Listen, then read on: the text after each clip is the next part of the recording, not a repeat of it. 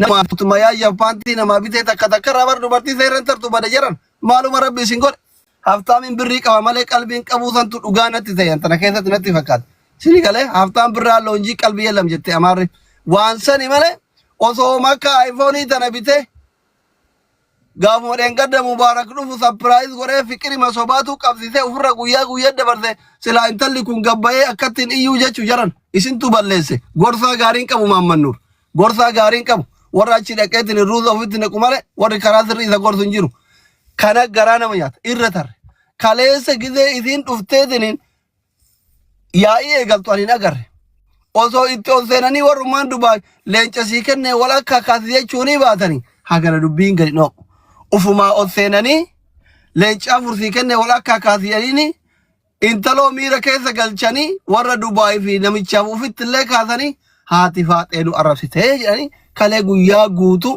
nama isitti duulu malee nama isitti dubbatu malee nama isii dubbatu tokko laalee dhabee saalfadhee callisee garaana nyaattee dubbiin jechuudha. Intaloon tun fuuraa ofii gaafatte yoo jiraatte kennuufi yoo hin jiraanne nuu dhiisi jechuuni.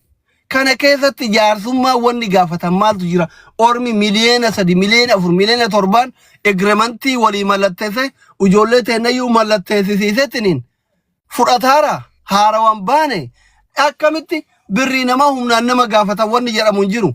Abdii hukumee gaafa kaan bar chaalenjiin xiqqoon qabdu naa kenne saayida muru keessatti guuta jedhanii guute leenca kennuu dinnaan Itoophiyaatti birrii naa erge hiriyyaa waggaa dheerati yoo xiqqaate leenca 10 ol naa kennee beeka waggaa 5 kana keessa gaafa tiktokiin kun didu kabiraa banatee naa kenna biluu maalii ka'eeru tokkoon jechuudha si galee miti. Sappoorti godhaa ture hin jenne kennaafi ture hin jenne tiktokiin kun dinnaan ati gaafa leenca si dinnaan ka iluutiin si didee ka nama biraa si didee Itoophiyaatti ergite. Si galee chaalenjiin xiqqoon qabdu dhiira waan dubbatteef waan uffatte saalaa jechuudha. Amma jaarsummaa guddaan barbaachisu dhiifamaaf kaan hin barbaachisu osoo guyyaa beellamaatirra taruu baate silaa lollin dhufu bara gaasni lafa bu'u malee ajaa'iba. Intala kana osoo gaafuma duraa waan jedhanii kennaniifi yookiin ofirraa amansiisanii isiin gabbaatee loltu jechuudha. Ofii balleessanii ka'anii dhiifama na gaafadhu jechuun roorroo biraati. Irra darbanii nama akkas goona akkasiisiif maal jechuulleen roorroo biraati jechuudha. Homaa rakkoon qabu an akka kiyyatti dubbii haadha faaxee kana qabbaneessu yoo barbaadan yoo birratti isii gad darbitaniif yoo jiraattee kennitaniif yoo hin jiraanne yoo nurraa dhaabadhu jettaniin hin qabnu nuu dhiisi rakkoo keessa jirraa yoo jettaniin akkasittuu isin dhiifte dhugaa qabdaa nuu dhiisi jettaniin yoo dhiiftaniif dhiifama warri Dubaay guutuun gabbaa'ee gaafate haadha faaxee isin dhiifti wanni namni biraa kan namni biraa waadaa seene kabiraa 500 kafaluuf hin jiru yoo jiraatte immoo birrii isin udda kaleessatti iyyituuf kana kennitaniif bakka homaa rakkoon qabu birri matana waliin nu buuse dhiifama jettee wanni isin barbaaddu zooroo birrima waan ta'eef waadaa walii galame waan ta'eef egreemantii walii galame jira waan ta'eef waan sayyoo goote natti tola xiyyeeffannoon akkasaa ta'u haqa ofii gaafattee namni haqa ofii gaafanne jaannani rabbitu irratti haraamaa jetti sheekotiin isin galee dayyuusaa haqa ofii gaafanne du'a sodaa hirriban dhaban himaa yoo duute haqa ofii irratti duute rakkoon qabu kanuma jechuuf hedduu du'allee naman doorsisinaa hidhallee naman doorsisinaa yoo dandeettan haqa namaa ofirraa kafalaa yoo dadhabdan immoo hin qabnu nuu dhiisi jira anuu isinirraa qabaa dhaqee qabattoo itti baafadhee mana ol seenee isinirraa qabaa kanuma malee jaarsummaa biraa dheertuun barbaachisu waan dhaggeeffattaniif galatooma. An mataan kiyyaan ni dhaabadha. Qabu naa dhiisi haa jedhu dhiisaa. Akkas godhaa malee hedduu jaarsummaa biraan deemna haganuma keessa isin explain gochuu fi thank you so much. Asli hedduu ulfaadhu galata guddaa qabda galatoomillee wallahi hedduu ulfaadhu wallahi jaarsummaatti hin jirru asli kiyya haqiiquma rabbiititti jaarsummaatti hin jirru kun ganama mana usmeetitti aniif mabruuk seennee waan dubbannu achi dubbannee haqni isii akkamitti dhabuu dandeetti isiin haqa ofii akaan gaafatte malee dharaan hin gaafanne waan isaa isan gaafanne jenne achi keessa teenne isiin naa dubbadhaa jetteetii miti isiillee narra dhaabadhaa lolaa jetteetii miti haqa kiyyallee naa dubbadhaa jetteetii illee miti wallahi ka rabbiin kun narraa quba qabu achi keessa teennee lollee kaaneetiin mee gabbuunee gaafannuu jennaan usmeet deemaa gaafadhaa mee hayya kuunno haqqi isii akkamitti dhabamti jedhee usmeenuun hayyama nu godhee nan achirraa gadi fuunee abbaa Abdallaatitti bilbillee abbaan Abdallaallee kootaa baga dhuftan jedhee nuunni jedhe. Ani gurbaa kana diimaa gurraacha isaan beeku guyyaa tokko bilbilaa wal dubbifnee iyyuu hin beeknu ammallee taanaan hayti isii lafa jirti lafa jirti akkami gaafanna waan jedhuuf gadi buune malee nu jaarsummaa teenne as kootu asiin baay'ee achiin baay'ee jecha jaarsummaa taa'ullee barbaanneeti miti. Hayti isii ammallee lafa jirti lafa jirti. Hayti isii kennamuu qabdi. Akkami kennamtiin ammootu wal dhaba isaa fi isii jidduutti deemaa jiru kanatti hin ta'uuti. Haqa qajeellootti lafa kaa'uu qaba kennuu qaba waan jedhu dubbanna jennee kaanee gabboone. Isii sanirrattuu iyyuu isaanuu wal argine dubbanne isaanuu wal hin argine ka jedhuuf ammootu nu uyyuu dubbiin nu harkaa xiqqoo wal dhooftee jennaan mee abbaaf dallaa dhaqee nu taas gabbeesse haadha faatee furmaata itti goona fala itti goona jechaa waan tana jenne malee nu dubbii laallee ammallee jaarsummaa laallee argamtee dhabamtee boruun nuu qabi iftaanin nuu qabi waan jedhu kana kadhaa miti. Kan akkasii akka nuu hubattan barbaanna. Hayti isii lafa jirti lafa jirti. Ammoo garaagarummaan guddaan akka jara gidduutti uumamee bifa sanaan maatiin illee walitti hin dhufne gurri namaallee akka nama hin dhageenye jarri tun jara dheedaa cinaachaati jechaaf tana kana ta'aa jirra. An akkasii akka nuu hubattan malee jaarsummaa dur badde taan deebisuu fi miti akkasii nuu ilaala. Galatooma.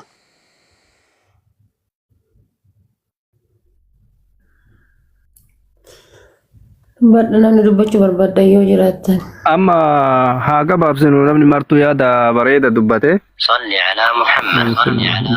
Wanni godhamuu qabu mataa jirus sabbata marani jetti Oromoon. Mee bakkuma jirru sanitti deebineeti hafuura takkatti waa jenneet achi booda mucayyoolee yoo ka eebbifnee gadhiifnu eebbifna ati agasiifi akkasumatti dhaabe jaarsummaa naasamaaruullee takkootu dhufee gumaa namaa namni qora dhaabee haasa'aruu miti obboleettii ta'e akkasin nu beeki yookiin akkuma tan ta'e sana maaf dabdeedha malee sanuma gaafataa jirra malee maa dabde isima san takkattiidha malee waan biraatii miti dubbiin akkuma obboleessi keenya Dr. Asliin jedhe lamatuma akkuma yuusaa bineensaa san baay'ee galee galiisan sanuma takkattiidha agasiif mee obsaa jechuu barbaadeeti akka kiyyatti akkasumatti osoo gabaabsine. Amma asirratti illee yoo dhufaniitiin haasan hawaasa guddaa as taa'u kanarrattis fidanii yoo jedhan namni waa jedha bakka waa jedhu kana namni waliin dhagahu waan ta'eef mee keessumaa afaan takkatti waan jennu jennee abbaan Abdallaa bakka san inni haadachaasu warri akka abbaa murtii faatillee as jala jiranii namni qalee. Mabruuk na dhageeffadha dhiifa mallee narraa ta'a wallaahi billaahi. Ani yoo kophaa gastii irra wanni nama galchineef gisee waa dubbadhu wanni lafa gannaa'uuf gisee kophaa kiyya jiru sheexana na haasofsiisaa waatu na haasofsiisaan beeku ni haasa.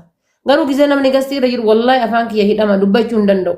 Hagama gallee namni asirratti maraattu na seewu lafatti hagama ija nama afoo dhaabadhee dubbadhu anumaan rabbitu walitti beeka. Isinii galee hadda mallaqni kun guddateeti miti wallaahi an dhugaa dhabe namicha kana biraa kabajaa dhabe. Kabajaa dhabeetu na dubbachiisaara malee haqa dhabeetu na dubbachiisaara malee wallaahi billaahi mallaqaa miti. Kanaa ol illee dalagee dhabee jirallee biyyaan baa keessa waggaa 12 jira. Dalagee dhabeerallee hojjadhee dhabeerallee nama kennee dhabee jirallee. Kana haasofsiise yookaan kana dubbachiisaa jiru ana dhugaa dhabeetu na dubbachiisaara kabajaa dhabeetu na dubbachiisaa jira. Namummaa kiyya ka tuffatameetu na dubbachiisaa jira. Namummaa kiyya na tuffate achirraa taree deebi'eetiin hin dhaadata. Akkas isii goosisaa maalii isii goosisaa dubartummaa kiyyaaf moo kophummaa kiyyaaf moo waan biraati. Ani dubbiin dharsiitii fi foon lafee irraa hin dhumattu. Osuma dubbii lafarraa dhoofanii namni lubbuu wal baasee gaaf kan gadabaa wali qotan. An dubbiin isin kootu dhufee naa qortanii isa gara sarkisanii ana gara sarkisa wayii hin jiru. Nama wal jalatti hin ajjeefne. Dhufee waliigaltee walii mallatteessine waliigaltee mallatteessine. Haga dhugaa waan naan jedhe qaba waan isaan jedhe qaba. Dhufee waan kanaafi mallaqa isii hin kennu. Gaafa duraatu leenca hagas isaan kenneefi leenca sana haala akka yattu. Argite? Laa kanaa miti kanaaf kana godhe ani hin qabu jedhee du'aa itti asan fudhadhee nan gala. Asirratti dhufee malee jechuudha kootu garas deebina garana deebina mee gadiin buuna. Mee oliin baana mee sabii linnaa mee dachii linnaa ka jedhani. Hayyee deebi'ee ani gabaabdu argitan abdii maa yoo as jala jiraate asuma jala jira namni fidaati alaallu kaasumatti egaa maal godhuu dheeressina. Mee isinuuni kabajaa nama kabajaa qabu dhufee haa dubbatu. Kun Abu Muraadillee mana kana keessa jira argatta.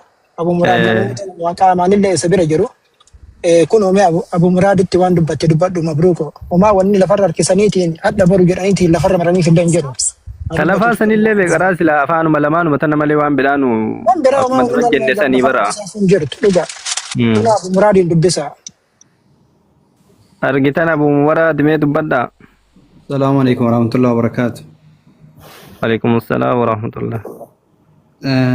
أنا متى درا جتشوني أسو كيان دبتي بريدة أنا ترى مالي فوجتني وانت كان اللي وصني ساعتي سنة أنا في أستاذ أبازرت دبي كان وصن دابي جنيني قديبوني أما وان في دبي كان أسو جتشون متى هيني وان كان أبني في أرغن نتو أسو هنجريني إنو هندبيني ميديا خررتي أغوان تكونت ست همنتي haga guyyaa jum'aatitti nu turii jenneen beeyta obboleessa wajjin obboleessi illee itti dawwalee ture amma obboleessi sa'aatii kanatti amma waan kana hin dubbatinii dhabnee fi argannettu nuti waan jiru si deebisaa ka jennuun isiin amma sardamteetiin ammallee deebitee ol baate malee wanti na gaafatan tokko hin jiru badha muraadi dhiifama na gaafattu mee obsi ka amma isaan wajjin haasaa jira waan obboleeyyan tiyya dalagataa biyyaa bayanii hojjetataa biyyaa bayanii wannummaan inni obboleeyyan tiyya fuudhee harka jalaan deematuuf hin jiru.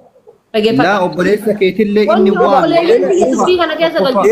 obboleeyyan diyaata jalaana kan deeman inni hin waamanne obboleeyyan keenya waan fi dhageeffachuu qabda obboleeyyan kiyya fuutanii namicha kana jalan fidina an obboleeyyan kiyya birrii 500 fidee obboleeyyan kiyya akka ibidda harkaan qabattu hin fedhu obboleeyyan kiyya fuutanii namicha kana jalaan hin deemina ni beektan amala namicha kana ni beektan asii mallaqa gadi naqaa asii miskiina irraa guuraa asii mallaqa gadi naqaatiin miskiina meeqa akka hallayyaa buusaa jiru argartan miskiina meeqa akka mana hidhaa keessa jiru argartan miskiinni meeqa akka waggaa 7 itti farachisiisee namichi gubbaa dhaabatee jiru argartan abu muraadi dhugaan waan namichi kun qabu gubbaan dhaabatina asii miskiina irraa guuraa asii ammoo miskiina karchallee hiisisu jira namichi kun nama meeqatu mana hidhaa keessa waggaan 6 itti murteeffamee jira nama meeqatu mana hidhaa keessa waggaan 4 itti murteeffamee jira nama meeqatu birrii Itoophiyaa miliyoona 7 kan faltu malee hin baatu mootummaan wannooti xaxeetiin jira namichi birriidhaan uf bitee namicha birriidhaan uf kallalee jiraatu obboleeyyan tiyya fuutanii kilmaa takka obboleeyyan tiyya dubbii hin beeku anatu isaanii hangafa hundi isaanii anaa gadi waan dubbataniif waan dhiisan hin beeku duuti biyya ofii bilisummaa hadda biyyatti yoo galani waan barbaadan rakkoo hin qabu waan barbaadan ta'uu waan barbaadan wanna jechuu danda'an hadda obboleeyyan tiyya dhuftee osoo kilmaa takka aaree sa'aatii san mucaan kun dubbate osoo waliin baafatanii birrii 500 jettee obboleessa ofii kana gooteen maqaan nan dhiisu argitanii birrii 500 jettee obboleessi kiyya namicha kanaan akka walitti dhufullee hin barbaadu akka walitti dubbatanillee hin barbaadu namichi hojiin isaa maal akka ta'e ni beektan nama lubbuu namaa nyaatee teessoo godhatee lubbuu namaa gubbaa jiru namichi ana waan barbaade na haa godhu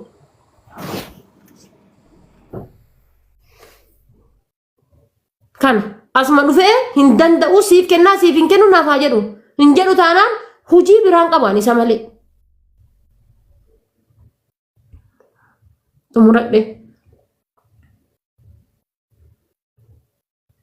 ganaa tasalphinnaa tabirootitu gubbata birootitu yaa dubbadhu mee Abu Muraad dhageessanii kiyyaa dubbadhu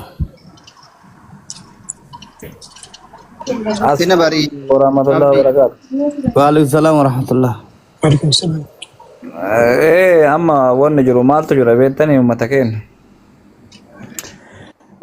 Gaafa duraallee ufuma lamaanii walii kennanii chaalenjii kana asii kenna jedheeni eshi jettee walirraa fuudhanii akka nama wal beekuutti amma iddoo kana keessatti sodaan hin jira yookaan ammoo dhaaduun